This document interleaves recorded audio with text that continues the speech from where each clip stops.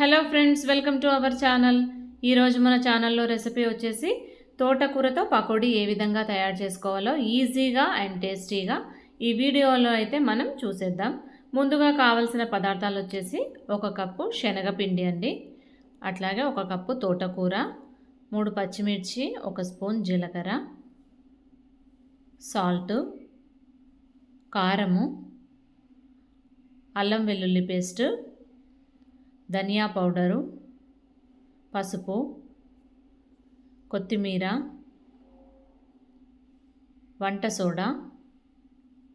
ఇప్పుడు ముందుగా అయితే మనం ఒక బౌల్ తీసుకొని 1 కప్పు శనగపిండిని అయితే మనం గిన్నెలో వేసేద్దామండి. అట్లాగే 1 కప్పు తోటకూర శుభ్రంగా కడిగేసి అయితే నేను సన్నగా తరిగి పక్కన పెట్టుకున్నాను. దీన్ని కూడా మనం శనగపిండిలోకి అయితే వేసుకుందాము. ఇప్పుడు దీంట్లోకే కొత్తిమీరను కూడా వేద్దాము. ఇప్పుడు మనకు కలర్ గురించి అయితే దీంట్లోకి కొద్దిగా పసుపునైతే వేసుకుందాము. అట్లాగే 1 స్పూన్ అల్లం వెల్లుల్లి పేస్టు, 1 స్పూన్ సాల్ట్ అనేది మన రుచికి సరిపడా వేసుకోవాలండి, మనం తీసుకునే క్వాంటిటీని బట్టి. అట్లాగే 1 స్పూన్ ధనియా పౌడరు, పచ్చిమిర్చి, జీలకర్రనైతే నేను కచ్చాపచ్చాగా అయితే మిక్సీకి పట్టేశాను.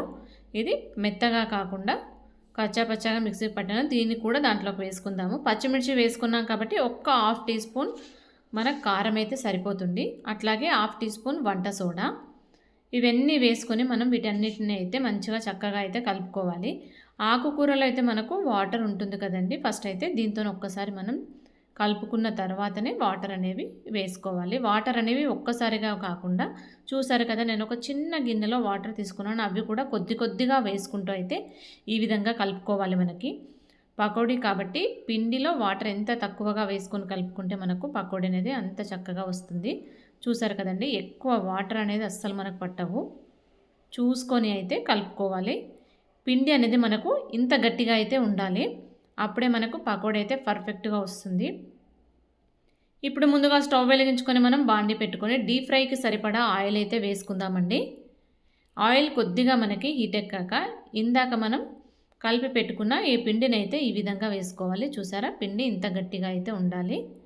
దీన్ని ఒక్కసారిగా కాకుండా మనం కొద్దిగా వేసుకొని అయితే మనం ఫ్రై అయితే చేసుకుందామండి. ఈ విధంగా పిండిని మనం ఆయిల్లో వేసుకున్న తర్వాత మంటనైతే మనం మీడియం ఫ్లేమ్లో ఉంచుకోవాలి. వేయగానే కూడా వీటిని అయితే కలపకూడదు. కొద్దిగా మనకు ఫ్రై అయ్యాక మనం వీటిని టర్న్ చేసుకోవాలి. మంటని మనం మీడియం ఫ్లేమ్లో ఉంచడం వలన లోపల కూడా మనకి పిండి అంతా కూడా చాలా మంచిగా అయితే కుక్ అవుతుంది. చూసారు కదండి, ఇవి మొత్తం కూడా గోల్డ్ రంగులోకి వచ్చేసాయి కదా. ఇప్పుడైతే మనం వీటిని అయితే తీసి పక్కనైతే పెట్టేసుకుందామండి. పిల్లలైతే ఆకుకూరలు తినడానికి ఇష్టపడరు కదా, ఈ విధంగా చేస్తే పిల్లలు చాలా చక్కగా తింటారు. ఈవినింగ్ టైంలో స్కూల్ నుంచి రాగానే పిల్లలకి ఈ విధంగా చేసి పెడితే ఇష్టంగా తింటారు. అట్లాగే ఎంతో హెల్తీ కూడా. మీరు కూడా ఒకసారి అయితే తప్పకుండా ట్రై చేయండి. సేమ్ మనం ఇంకో వాయిని కూడా అట్లాగే వేసుకుందామండి. మనకు ఈ పకోడీ చేయడంలో ట్రిక్ అంటే మనం పిండి కలుపుకోవడం ఒక్కటే అండి. పిండిని మనం ఎంత పొడిగా కలుపుకుంటామో పకోడీ అయితే మనకు అంత బాగా వస్తుంది. బయట మనం హోటళ్ళల్లో అయితే కొనుక్కొని తింటాం కదండి, సేమ్ అదే టేస్ట్ వస్తుంది. ఈ తోటకూర పకోడీ మనం చేసుకుంటాం కదా, అసలు ఈ తోటకూర పకోడీ అన్న విషయం కూడా తెలియదు. అసలు ఆ తోటకూర ఫ్లేవర్ కానీ ఇది ఆకుకూరతో చేసిందన్న విషయం కానీ అసలు తెలియదు. అంత చక్కగా అయితే ఉంటాయి.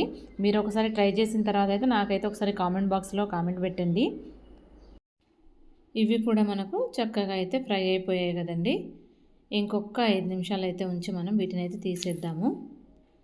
ఇప్పుడైతే గోల్డెన్ కలర్లోకి వచ్చాయి కదా, ఇప్పుడైతే మనం వీటిని తీసి అయితే పక్కన పెట్టేసుకుందాము. ఇంతే అండి, చాలా ఈజీగా అయిపోతాయి. ఇప్పుడు ఇదే ఆయిల్లోకి అయితే మనం 2 పచ్చిమిర్చిని అయితే కొంచెం చీల్చుకొని అయితే ఫ్రై చేసుకుందాము. మనం పకోడీ పక్కకి వేయించిన పచ్చిమిర్చి తింటే టేస్ట్ అయితే చాలా బాగుంటుంది కదా. ఈ విధంగా అయితే ఫ్రై చేసుకొని అయితే మనం పక్కన పెట్టేసుకుందామండి. ఇంతే అండి, ఈజీ అండ్ టేస్టీ తోటకూర పకోడీ అయితే మనకు రెడీ అయిపోయింది. ఈ విధంగా అయితే మనం వీటిని సర్వ్ చేసుకుందామండి. ఈ వీడియో కనుక మీకు నచ్చినట్లయితే లైక్ చేయండి, షేర్ చేయండి, సబ్స్క్రైబ్ చేయడం మాత్రం మర్చిపోకండి.